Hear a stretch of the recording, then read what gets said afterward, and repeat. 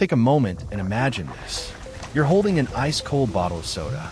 You twist the cap, and suddenly, tiny bubbles rush to the surface. The sweet smell fills the air, and before you know it, you've taken your first sip. It feels ordinary. But what if I told you that this simple drink has started wars between companies, made ordinary people into billionaires, changed cultures around the world, and became one of the most recognized products in human history? Today, billions of bottles of soft drinks are consumed every single day. But the story didn't begin in a factory. It didn't even begin with sugar. It started thousands of years ago, long before anyone had ever heard the word soda, cola, or soft drink. This is the incredible history of soft drinks. Thousands of years ago, people didn't have refrigerators. They didn't have vending machines.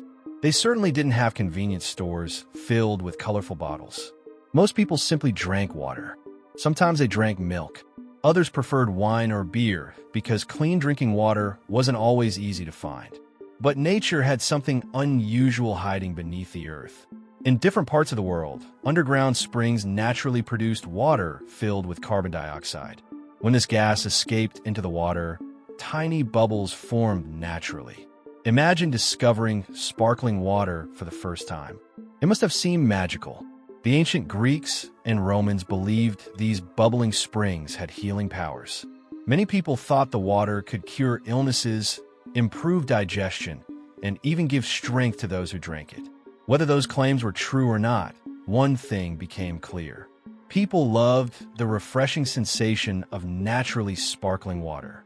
Without realizing it, humanity had just discovered the world's very first soft drink. But there was one problem. These magical springs were incredibly rare.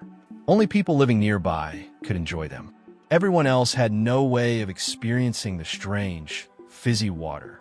For centuries, the secret of bubbles remained locked inside nature, until one scientist decided to recreate it. Fast forward to the 1700s.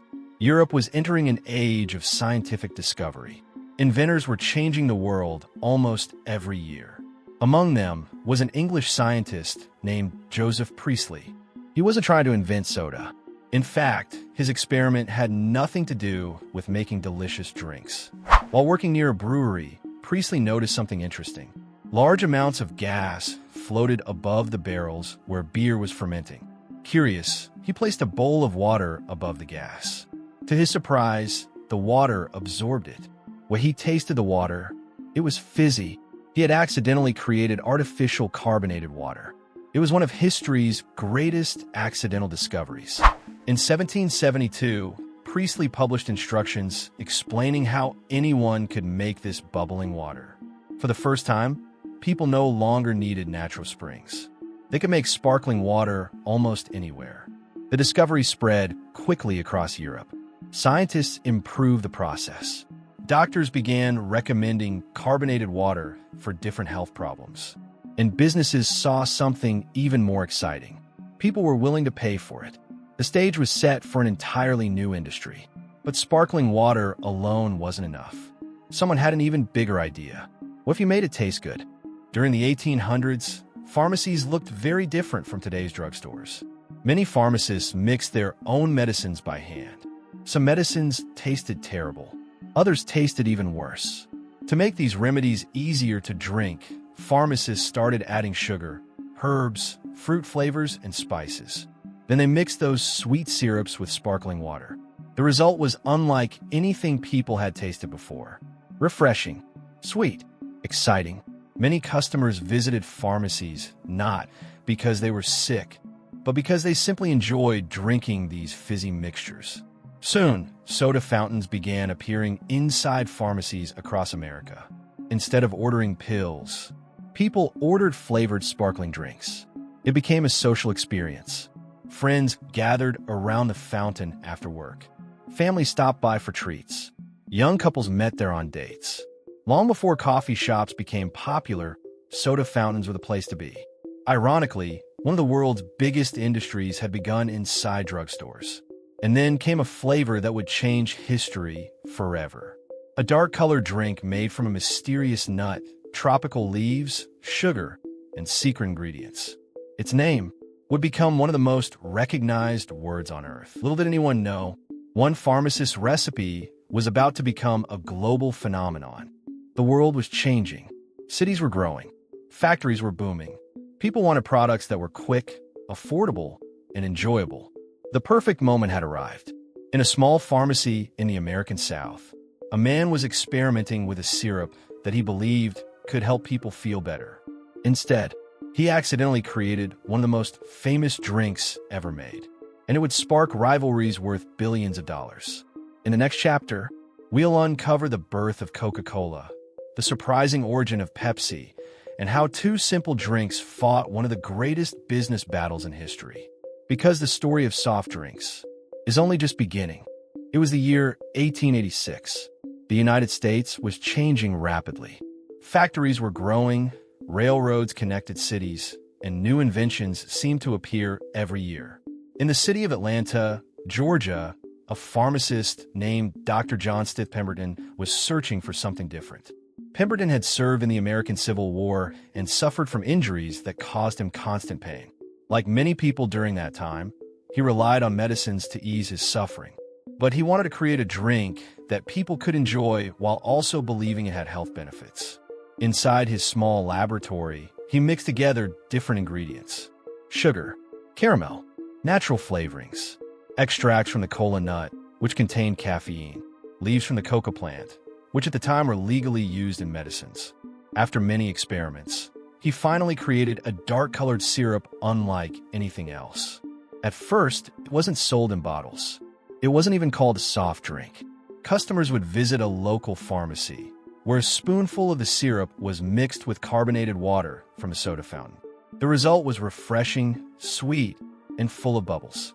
People loved it, but nobody, not even Pemberton himself, could have imagined what this simple drink would eventually become. Every great product needs a memorable name. Pemberton's bookkeeper, Frank Mason Robinson, believed the drink deserved one that would stand out. He suggested combining two of its main ingredients, the coca leaf and the cola nut. He wrote the name in elegant flowing letters using a style of handwriting called Spencerian script. That handwritten logo became one of the most recognizable designs ever created. The name was Coca-Cola. The very first glass sold for just 5 cents. On average, only a handful of glasses were sold each day. In fact, during its first year, Coca-Cola actually lost money. Many businesses would have given up. But this story was only beginning. Dr. Pemberton's health continued to decline. He sold parts of his business to several investors before passing away in 1888. One of those investors was a businessman named Asa Griggs Candler. Unlike Pemberton, Candler wasn't known for inventing recipes. He was known for understanding business. He believed Coca-Cola wasn't just another drink. It was a brand. At a time when advertising was still a new idea, Candler flooded newspapers with advertisements. He handed out coupons for free drinks. He gave pharmacies clocks, calendars, signs, and decorations featuring the Coca-Cola logo. Wherever people looked, they saw Coca-Cola. Slowly, sales exploded. By the early 1900s, Coca-Cola was no longer a local drink. It had become a national sensation. But there was still one problem. People could only buy it at soda fountains. That would soon change forever. Imagine wanting your favorite drink, but only being able to buy it at a pharmacy. There were no supermarkets, no convenience stores. That changed in 1899 when 2 lawyers convinced Coca-Cola to let them bottle the drink. At first, company leaders didn't think bottling would become important. They even sold the bottling rights for a surprisingly small amount. It turned out to be one of the biggest business opportunities in history. Soon, Coca-Cola bottles were traveling by train across the country. People no longer needed to visit a soda fountain. They could enjoy Coca-Cola almost anywhere. But success created a new problem. Many companies began copying Coca-Cola. Some made drinks with nearly identical names. Others copied the bottle itself. Customers became confused. To protect its identity, Coca-Cola introduced a new bottle in 1915. Its unique curved shape was designed so that people could recognize it even in the dark, or if it broke into pieces. The bottle became just as famous as the drink inside. While Coca-Cola continued growing, another pharmacist had an idea. His name was Caleb Bradham. In 1893, Bradham created a sweet, carbonated drink that he believed helped digestion. He originally called it Brad's Drink. Customers enjoyed it, but Bradham wanted a stronger name. A few years later, he renamed it Pepsi-Cola. The word Pepsi came from dyspepsia, a term used to describe indigestion. Like Coca-Cola, Pepsi was first promoted as a refreshing drink with health benefits. But unlike Coca-Cola, Pepsi faced serious challenges. During World War I, sugar prices skyrocketed. Bradham invested heavily, expecting prices to continue rising. Instead, they collapsed. His company went bankrupt. For many businesses, that would have been the end. But Pepsi refused to disappear. Over the next several decades, new owners rebuilt the brand from almost nothing. Eventually, Pepsi found a clever way to compete. Instead of selling the same amount of soda for the same price, they offer more. During the Great Depression, when money was tight, Pepsi sold a 12-ounce bottle for just 5 cents, twice as much soda as Coca-Cola's bottle at the same price. Families noticed. Sales soared. For the first time, Coca-Cola had a serious rival. By the 1930s, soft drinks had become much more than flavored water. They represented happiness, celebration, friendship, baseball games, family picnics, movie theaters, restaurants. Companies no longer sold only the taste. They sold emotions. Advertisements showed smiling families, children laughing together, friends sharing unforgettable moments. The message was simple. If you drink our soda, you'll become part of these happy memories. It was one of the most successful marketing strategies ever created. Soon, soft drinks weren't just American anymore. They began spreading across Europe, Asia, Africa, and South America. What had started as a pharmacist experiment was becoming a global phenomenon. But the biggest battle was still ahead. 2 companies, one world, billions of customers, and a competition that would last for generations. The stage was set. On one side stood Coca-Cola, the king of soft drinks. On the other stood Pepsi, the challenger determined to take the crown. What followed wasn't fought with soldiers or weapons. It was fought with advertisements, celebrity endorsements, blind taste tests, Super Bowl commercials, and billions of dollars. It would become one of the greatest business rivalries the world had ever seen. By the 1940s, soft drinks were no longer just a local American habit. They had become a global product. But something unexpected helped push Coca-Cola even further across the world: war. During World War II, millions of American soldiers were sent overseas. And wherever they went, they brought a familiar taste from home. A dark, fizzy drink that reminded them of comfort, normal life, and America itself. That drink was the Coca-Cola Company Coca-Cola. The company made a bold promise. Every American soldier should be able to buy a bottle of Coca-Cola for just 5 cents, no matter where they were stationed. To make this possible, Coca-Cola built bottling plants near military bases around the world. Even in war zones, soldiers could find a cold bottle of Coke. This decision did something powerful. It didn't just sell a drink. It connected Coca-Cola to identity, patriotism, and home. After the war ended, millions of soldiers returned to their countries with a taste they now associated with comfort and nostalgia. And Coca-Cola followed them everywhere. After World War II, the world changed quickly. Countries rebuilt. Cities expanded. Television became common. Advertising exploded. And soft drinks became part of daily life almost everywhere. Coca-Cola led the way, entering new markets across Europe, Asia, and Latin America. It wasn't just a drink anymore. It was a symbol of modern life. Red billboards appeared in busy cities. Vending machines became more common. Glass bottles turned into cans. And everywhere it went, Coca-Cola carried the same message: refreshment, happiness, togetherness. But Coca-Cola was no longer alone. A rival had returned stronger than ever, and it was ready to challenge the king. By the mid-20th century, Pepsi had rebuilt itself into a serious competitor. But instead of copying Coca-Cola, Pepsi changed strategy.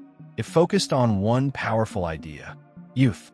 While Coca-Cola leaned into tradition and nostalgia, Pepsi marketed itself as modern, fresh, and bold. One of its most famous campaigns was the Pepsi generation. The message was simple. Pepsi wasn't just a drink. It was a lifestyle for young, energetic people who wanted something new. This shift changed advertising forever. For the first time, companies weren't just selling products. They were selling identity. Who you were, what you stood for, and which generation you belonged to. By the 1970s and 1980s, the competition between Coca-Cola and Pepsi had reached a new level. It was no longer just business. It was a full-scale marketing war. Billions of dollars were spent on advertising campaigns designed to outdo each other. Commercials became more dramatic, more emotional, and more aggressive. Celebrities were recruited. Music stars, athletes, actors, even global icons became part of the battle. One of the most famous moments came when blind taste tests were introduced. People were asked to try both drinks without knowing which was which. The results shocked the industry. In many tests, people preferred Pepsi. This gave Pepsi a powerful marketing weapon. They called it the Pepsi Challenge. Suddenly, Coca-Cola was under pressure. For the first time in history, the king of soft drinks felt vulnerable. In 1985, Coca-Cola made one of the most controversial decisions in marketing history. The company changed its original formula. The new product was called New Coke. The goal was simple: compete directly with Pepsi's sweeter taste. But what happened next surprised everyone. Customers hated it. Protests erupted. People wrote angry letters. Some even hoarded the original Coca-Cola like it was being taken away forever.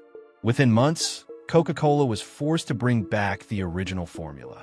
It was renamed Coca-Cola Classic. The company learned a powerful lesson. People didn't just drink Coca-Cola because of taste. They drank it because of emotion, memory, and identity. By the late 20th century, soft drinks had become one of the most consumed products on Earth. They were everywhere: supermarkets, restaurants, gas stations, schools, movie theaters, sports stadiums. The rivalry between Coca-Cola and Pepsi continued, but something bigger had already happened. Soft drinks were no longer just beverages. They were global culture, a shared experience across countries, languages, and generations. But behind the happiness and advertising, questions were starting to appear. Questions about health, sugar, addiction, and the long-term effects of what billions of people were drinking every day. And those questions would soon change everything. For most of its history, soda was seen as harmless, a fun drink, a refreshing treat, a symbol of happiness. But there was one ingredient that quietly defined everything about it: sugar. Not just a little sugar, but massive amounts.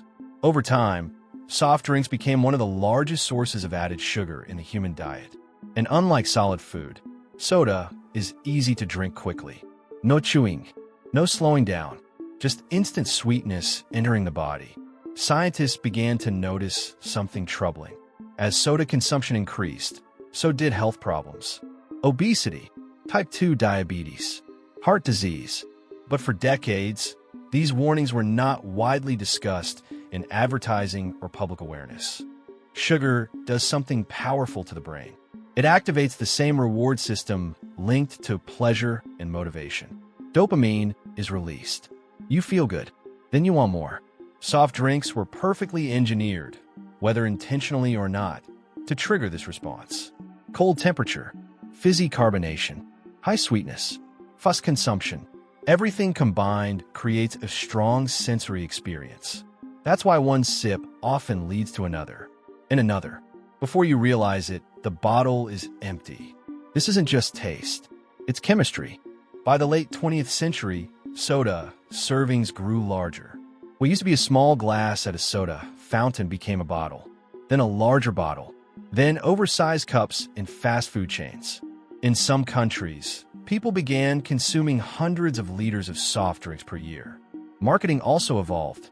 Instead of just selling soda, companies linked it to lifestyle, happiness, friendship, freedom, even sports. Soda became something you didn't just drink. It became something you lived with. Soft drink advertising is one of the most powerful marketing systems ever created. Billions of dollars are spent every year shaping perception. Instead of focusing on ingredients, ads focus on emotion. A cold bottle at a beach, friends laughing together, a celebration, a win, a moment of joy. This strategy is simple but effective. People don't remember sugar content. They remember feelings. That emotional connection is why brands like the Coca-Cola Company and PepsiCo became global giants. They're not just selling beverages. They're selling memories. As research on health became stronger, governments and organizations started paying attention. Warnings about sugar intake increased. Some countries introduced soda taxes. Public health campaigns encouraged people to reduce sugary drink consumption. And for the first time in decades, soda companies faced serious criticism. The same product that once represented joy was now part of a global health debate. But despite the criticism, consumption remained high. Why? Because habits are powerful, and so is marketing. As awareness grows, the soft drink industry is slowly changing. Companies are introducing diet sodas, zero sugar versions, health-focused drinks, smaller portion sizes, water, and alternative beverages. But the challenge remains the same. Can a product built on sugar evolve in a world that is becoming more health conscious? Or will it remain tied to its original formula forever? Soft drinks changed the world. They built empires, created billion-dollar companies, and became part of everyday life for billions of people. But their story is not finished, because now a new question is emerging. What happens when the world starts moving away from soda? And what comes next after one of the most iconic drinks in human history? In the final chapter, we explore the future of soft drinks, innovation, survival, and the legacy of a drink that changed everything. Because every empire eventually faces its final evolution. For more than a century, soft drinks followed one simple formula: sugar, water, flavor, bubbles. But the world is changing. People are becoming more health conscious than ever before. They read labels. They track sugar intake. They question what they consume. And for the first time in history, soda is no longer untouchable. It must evolve. To survive in a changing world, soft drink companies are reinventing themselves. Instead of relying only on traditional formulas, they are experimenting with zero sugar beverages, natural sweeteners, plant-based ingredients, functional drinks with vitamins and minerals, energy-enhanced and focus-enhancing formulas. The goal is no longer just taste. It is purpose, a drink that doesn't just refresh, but supports lifestyle, health, and identity. Even major giants like the Coca-Cola Company and PepsiCo are shifting their strategies toward healthier portfolios and diversified beverage lines. The biggest challenge today is no longer just between Coca-Cola and Pepsi. New competitors are entering the battlefield. Water brands, energy drinks, sports hydration formulas, independent health beverage startups, even homemade alternatives shared through social media. The monopoly of soda is no longer guaranteed. Consumers now have more choices than ever before, and choice changes everything. Technology is beginning to enter the beverage industry. Scientists are researching personalized nutrition drinks based on DNA or health data, AI-designed flavor optimization, sugar alternatives that taste identical but have zero health impact, carbonation systems that adjust fizz levels based on preference. What once began as natural bubbling water from the earth may now become something engineered with precision. A drink designed not just for taste, but for the individual. When you look back at the history of soft drinks, something becomes clear. It was never just about refreshment. It was about experience, identity, culture, connection. From ancient sparkling springs to pharmacies mixing syrup and soda water, to global billion-dollar empires, soft drinks became one of the most influential products in human history. They shaped advertising, they shaped business, they shaped daily life, and they shaped how we think about enjoyment itself. So the next time you open a bottle of soda and hear that familiar PSSSHH sound, remember this: you are not just drinking a beverage. You are holding centuries of science, marketing, competition, and human desire, all inside a single bottle. A drink that started as medicine, became culture, and turned into an empire. But like all empires, it continues to evolve. The question now is not how soda began, but where it'll go next. And maybe, just maybe, the next chapter of soft drinks is already being written. Not in factories, not in laboratories, but in the choices we make every day.